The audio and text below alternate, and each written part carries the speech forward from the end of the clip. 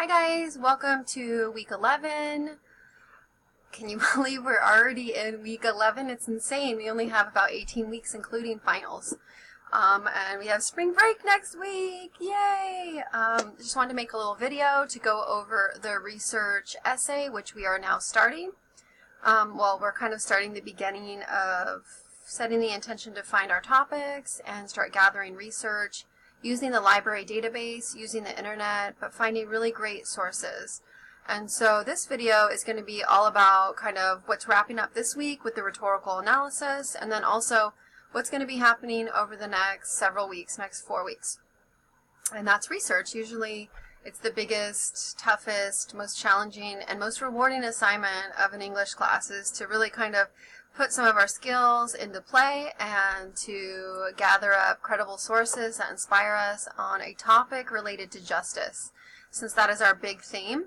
And so there's lots of ways to the justice mountaintop, and so let's get started. I will begin by just kind of showing what we're wrapping up with this week. This week you're wrapping up by completing your rhetorical analysis essay, and what you're going to be doing with that is you're going to be posting it here to the rhetorical analysis essay folder. It's due on Friday. Again, those of you that are behind, procrastinating perhaps, I would advise you to take your 2-page reading response, one of them, and kind of develop it into a reading, into your rhetorical analysis essay number 2. If you need feedback, I would suggest that you go to the tutoring center and work with a tutor. We did a workshop this past week where we got some feedback. You guys are giving great feedback. One of the number one types of feedback that I'm seeing is to weave in the language of the rhetorical analysis. Remember, that's really important. So the rhetorical framework, the rhetorical triangle, ethos, pathos, logos, and then also the framework, which is audience, purpose, message, situation. Use that language, use that terminology. That will indicate to your reader that you are in fact doing a rhetorical analysis. You have to adopt that language of the rhetorical analysis so your reader says, oh yeah, this is what, they're talking about audience here. Oh yeah, they're talking about pathos here. So use the language. I highly encourage it. And then also make sure that your essay is organized. You can follow the 5-paragraph essay structure where you're focusing on, maybe pathos and logos and ethos in your body paragraphs, or you can develop your body paragraphs and do 2 paragraphs on pathos and 2 paragraphs on ethos and 2 paragraphs on logos. You don't have to do all of the triangle. That's just a suggestion. But remember, organization with your ideas in an essay is super important. And so let's just see what else we have here. So again, that's going to be posted here. For this week, we have 2 discussions, and one of them, I mentioned this in class, is TED for Inspiration. You're going to go to the discussion. Your task is to watch a few videos, meaning 1, 2, 3, 4, perhaps, however many you feel kind of inspire you to get an idea of some research topics. You're going to click on the TED Talk link to find some videos. Again, you can type in justice if you want to see what pops up, and this is all the stuff that pops up. So death row, judges and some respect, issues of prison, social justice. Again, we have restorative justice. We have crime and statistics. We have lessons from death row inmates. We have investing in social change. This is just one way to do a search. You could also do racism, if that was something you were interested in talking about, but you have to spell it correctly.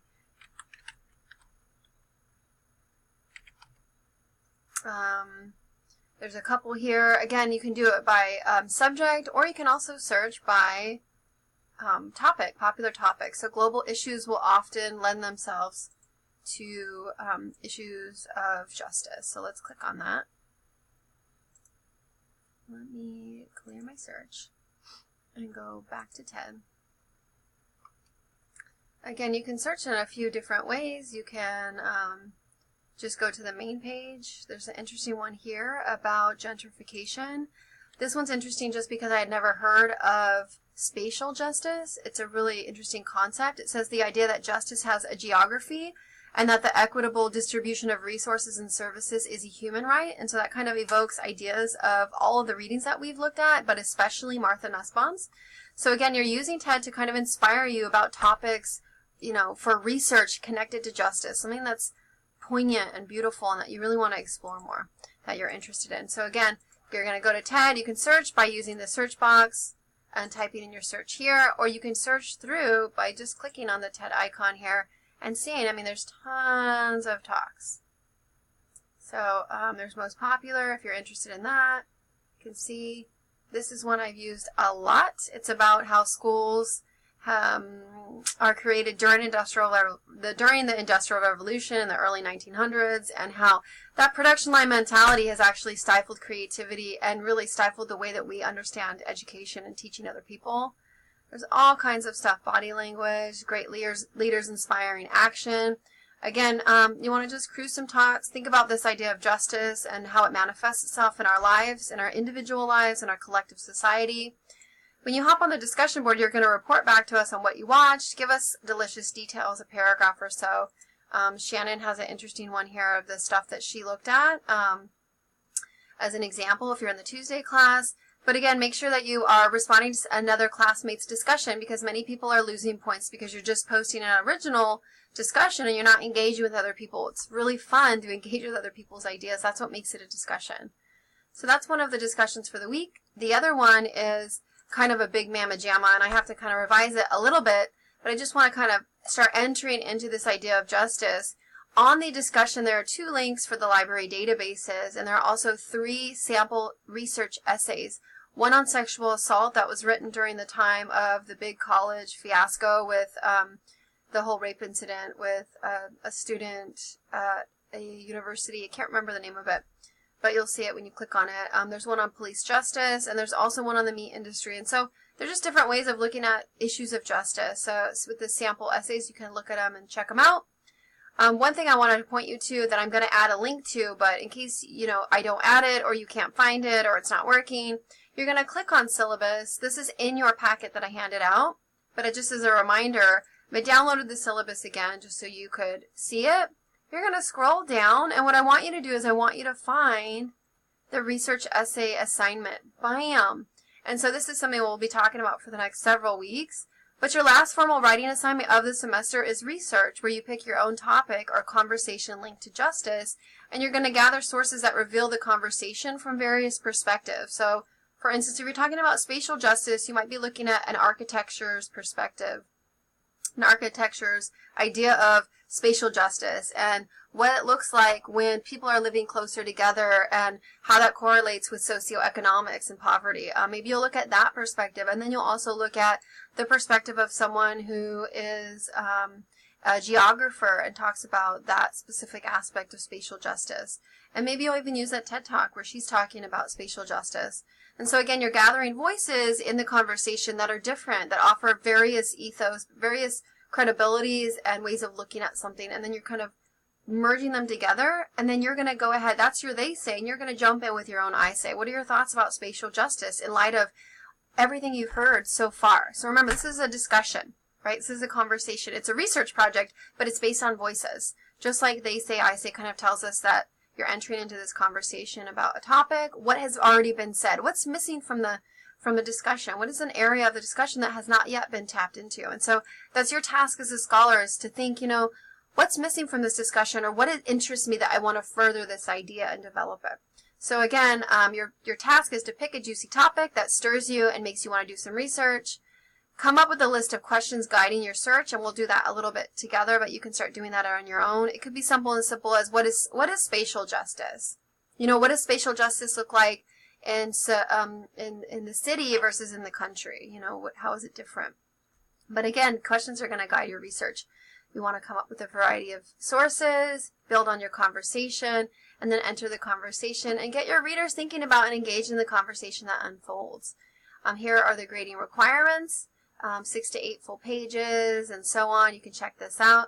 Again, one of the best ways, and then as I scroll down, just as a reminder since I'm already here, is to look at the schedule.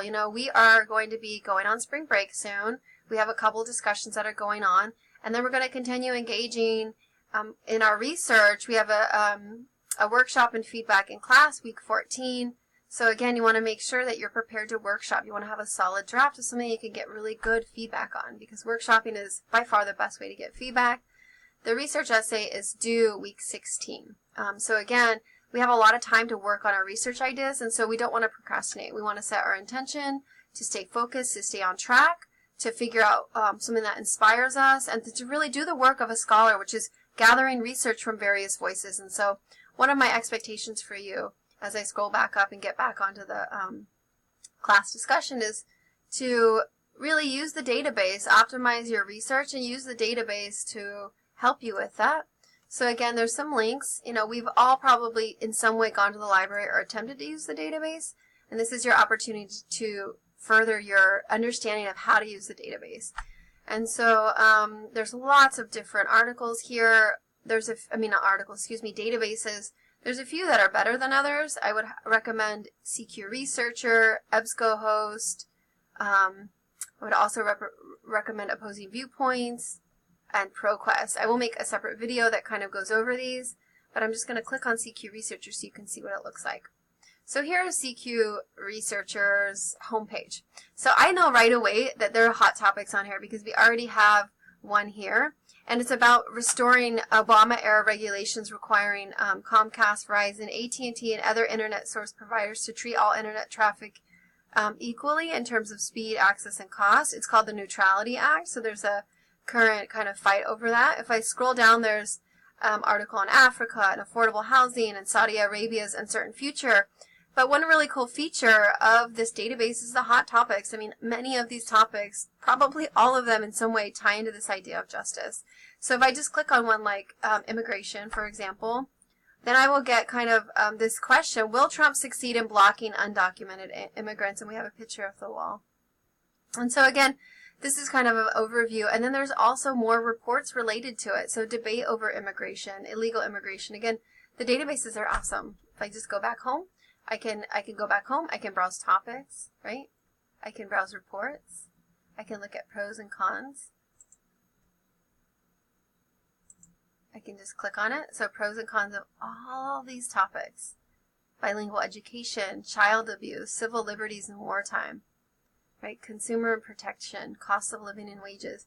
It goes on, right? The database is phenomenal. So if I click on the other link, it's going to go to the library homepage where the catalog is. This is where you get books. So one thing that people forget is that books are awesome and they're going to give you lots of information. I'm just going to fix my screen so you can see it a little bit better. Again, so this is the catalog. If I just type in immigration, I-M-M-G-R-A-T-I-N, immigration. So I've got 414 books. So I can scroll through. I can see if I think they're interesting. And I can, click on one to see if I think it's interesting. So, by the sweat of their brow, Mexican immigrant labor in the United States, 1900 to 1940. This might offer an interesting viewpoint. Also, there's different topics. If I want to use different search terms, there's different subjects here. Alien labor, immigration, not immigration, but emigration and immigration. So again, if I'm interested in books, I'm going to go straight to the library catalog. I found a book yesterday that's phenomenal, so I'm going to take a sec to figure out. I took pictures of it because it's just a brand new book, came out in 2016, I believe, and I was super excited about it because it has some phenomenal information. So let me see if I can find it. Here it is. It is called Border Wall as Architecture, and it's a phenomenal overview.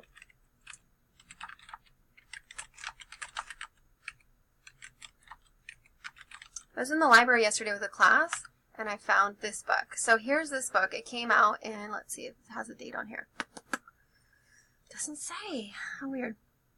It's a new book, though, which was super exciting. It's also very beautiful. I'll show you a picture from my phone, if you can see it. This is what the book looks like. Again, it's called Border Walls Architecture, a Manifesto for the U.S.-Mexico Border. And so it talks about the United States of America versus the United States of Mexico, and really the history of that wall. The argument in the book is phenomenal. It's about how the wall is not going to separate people and how it shouldn't separate people. So let me see. I took pictures of like several sections of the book because I just found it really beautiful. The back of the book says this. See if I can find it now.